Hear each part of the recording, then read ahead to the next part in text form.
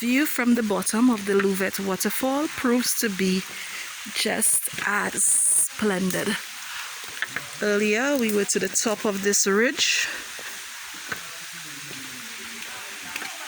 As stated, it's the dry season, so the true effect of the waterfall may not be visible.